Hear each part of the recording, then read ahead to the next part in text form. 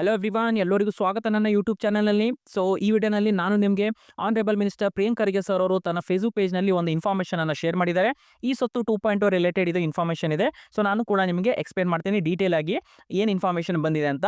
So ಇಲ್ಲಿ ನೀವು ನೋಡ್ಬೋದು, ಈ ರೀತಿ ಫೇಸ್ಬುಕ್ ಪೇಜ್ನಲ್ಲಿ ಒಂದು ಇನ್ಫಾರ್ಮೇಷನ್ ಅನ್ನು ಶೇರ್ ಮಾಡಿದ್ದಾರೆ. ಸೊ ಟೋಟಲ್ ಒಂದು 2 ಇಂಪಾರ್ಟೆಂಟ್ ಪಾಯಿಂಟ್ ನಾನು ಇಲ್ಲಿ ಎಕ್ಸ್ಪ್ಲೇನ್ ಮಾಡ್ತೇನೆ. ಸೊ ಫಸ್ಟ್ ಇಂಪಾರ್ಟೆಂಟ್ ಪಾಯಿಂಟ್ ಏನು ಅಂತಂದರೆ, ಈ ಸ್ವತ್ತು 2.0 ವೆಬ್ಸೈಟ್ನಲ್ಲಿ ನಾವು ಹೊಸದಾಗಿ 11B ಅಪ್ಲಿಕೇಶನ್ ಅನ್ನು ಸಬ್ಮಿಟ್ ಮಾಡ್ತೀವಿ, ರೈಟ್. ಸೊ ಇದು ರಿಲೇಟೆಡ್ ಇದು ಫಸ್ಟ್ ಅಪ್ಡೇಟ್ ಇದೆ. ಇಲ್ಲಿ ನೋಡಿ ಏನು ಬರೆದಿದ್ದಾರೆ ಇಲ್ಲಿ ಪೋಸ್ಟ್ನಲ್ಲಿ ಅಂತ ನೋಡಿ. ನಮೂನೆ 11B ಈ ಖಾತಾಗಳಿಗೆ ಮುಖ್ಯ ಕಾರ್ಯನಿರ್ವಾಹಕ ಅಧಿಕಾರಿಗಳ ಅನುಮೋದನೆ ಪ್ರಕ್ರಿಯೆಯನ್ನು ತಂತ್ರಾಂಶದಲ್ಲಿ ಅಳವಡಿಸಿರುವ ಕಾರಣ ಹೊಸ ನಮೂನೆ 11B ಅರ್ಜಿಗಳ ವಿಲೇವಾರಿಯಲ್ಲಿ ವಿಳಂಬ ಉಂಟಾಗಿದೆ.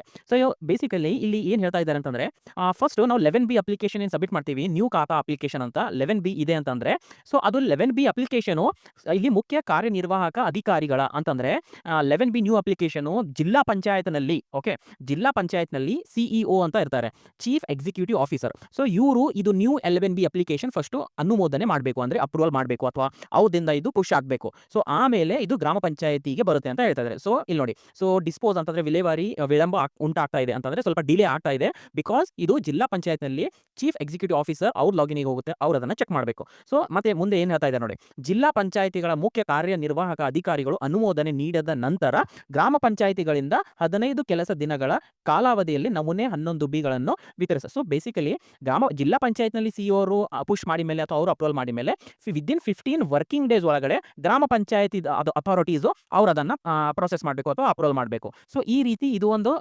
ಡಿಸೈನ್ ಮಾಡಿದೀವಿ, ಒಂದು ವರ್ಕ್ ಫ್ಲೋ ಮಾಡಿದೀವಿ.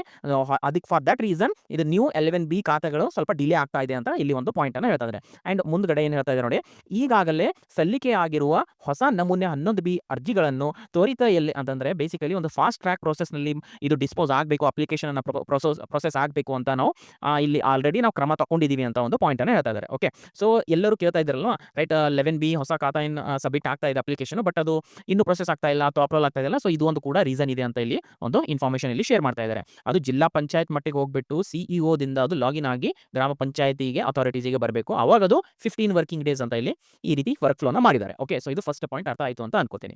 ನೆಕ್ಸ್ಟ್ ಈಗ ಸೆಕೆಂಡ್ ಪಾಯಿಂಟ್ ಏನು ಅಂತಂದ್ರೆ, ಈ ಸ್ವತ್ತು 2.0 ವೆಬ್ಸೈಟ್ ನಲ್ಲಿ ನಾವು ಆನ್ಲೈನ್ ಇಸಿ ಸಬ್ಮಿಟ್ ಮಾಡಬೇಕಾಗುತ್ತೆ. ಸೊ ನಿಮ್ಗೆ ಎಲ್ಲರಿಗೆ ಗೊತ್ತಿರುತ್ತೆ ಅಂತ ಅನ್ಕೋತೀನಿ. ಆನ್ಲೈನ್ ಇಸಿ ಎನ್ಕಂಬರೆನ್ಸ್ ಸರ್ಟಿಫಿಕೇಟ್, ಋಣಭಾರ ಪ್ರಮಾಣ ಪತ್ರ. ಸೊ ಇದೊಂದು ಇಂಪಾರ್ಟೆಂಟ್ ಡಾಕ್ಯುಮೆಂಟ್.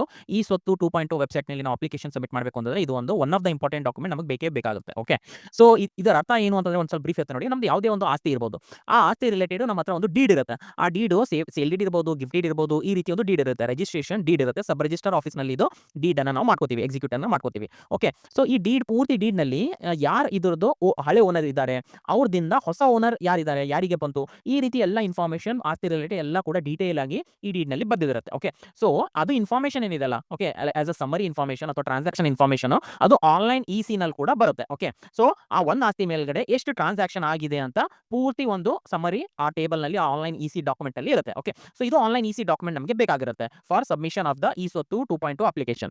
ಸೊ ಇಲ್ಲಿ ಋಣಭಾರ ಪ್ರಮಾಣ ಪತ್ರ ಸಲ್ಲಿಕೆಯ ವಿವರಗಳು ಹೀಗಿವೆ. ಸೊ ಫಸ್ಟ್ ಪಾಯಿಂಟ್ ಏನು ಹೇಳ್ತಾ ಇದ್ದಾರೆ ಇಲ್ಲಿ, ಆನ್ಲೈನ್ ಇಸಿ ನಲ್ಲಿ ನಾವು ಸಬ್ಮಿಟ್ ಮಾಡಬೇಕು ಅಂತಂದ್ರೆ ಈ ಸ್ವತ್ತು 2.0 ವೆಬ್ಸೈಟ್ ನಲ್ಲಿ ಅಂತಂದ್ರೆ, ಈ ಸ್ವತ್ತು ಅರ್ಜಿದಾರರ ನೋಂದಾಯಿತ ಪತ್ರವು, ಸೊ ಇಲ್ಲಿ ಏನ್ ಹೇಳ್ತಾ ಇದ್ದಾರೆ ಅಂತಂದ್ರೆ, ಫಾರ್ ಎಕ್ಸಾಂಪಲ್ ಇದೇನ್ ಡೀಡ್ ಇದೆಯಲ್ಲ, ಆ ಡೀಡು 1st ಏಪ್ರಿಲ್ 2004 ಕಿಂತ ಮುಂಚಿತವಾಗಿದ್ದರೆ ಅಂತಂದ್ರೆ 1st ಏಪ್ರಿಲ್ 2004 ಕಿಂತ ಮೊದಲಿಂದ ಇದು ಡೀಡ್ ಇದೆ ಅಂತಂದ್ರೆ ಏನ್ ಹೇಳ್ತಾ ಇದ್ದಾರೆ, ಅರ್ಜಿದಾರರ 2 ಋಣಭಾರ ಪ್ರಮಾಣ ಪತ್ರ ದಾಖಲೆಗಳನ್ನು ಪಡೆಯಬೇಕಾಗುತ್ತೆ. ಅಂತಂದ್ರೆ ಜಸ್ಟ್ ಇನ್ ಕೇಸ್ ನಿಮ್ಮ ಡೀಡು 1st ಏಪ್ರಿಲ್ 2004 ಕಿಂತ ಮುಂಚೆ ರಿಜಿಸ್ಟರ್ ಆಗಿದೆ ಅಂತಂದ್ರೆ, ಈ ರೀತಿ ನಿಮ್ದು ಕೇಸ್ ಇದೆ ಅಂತಂದ್ರೆ ನಿಮಗೆ ಒಂದು ಇಸಿ ಅಲ್ಲ, ನಿಮಗೆ ಟೋಟಲ್ 2 ಇಸಿ ಬೇಕಾಗಿರುತ್ತೆ ಅಂತ ಇಲ್ಲಿ ಕ್ಲಿಯರ್ ಆಗಿ ಹೇಳ್ತಾ ಇದ್ದಾರೆ. ಇಲ್ಲಿ ನೋಡಿ, ಅರ್ಜಿದಾರರು 2 ಋಣಭಾರ ಪ್ರಮಾಣ ಪತ್ರ ದಾಖಲೆಗಳನ್ನು ಪಡೆಯಬೇಕಾಗುತ್ತದೆ ಅಂತಂದ್ರೆ ಟೋಟಲ್ 2 ಇಸಿಸ್ ಬೇಕು.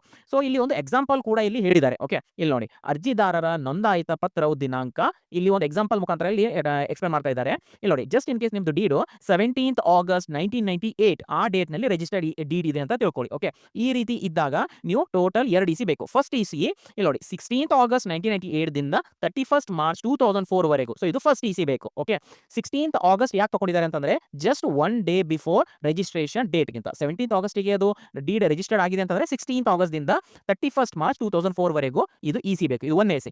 ಎರಡನೇ ಇಸಿ ಏನಾಗ್ತಾ ಇದೆ ನೋಡಿ, ಪ್ರಮಾಣ ಪತ್ರ ಇದು ಆಯ್ತು.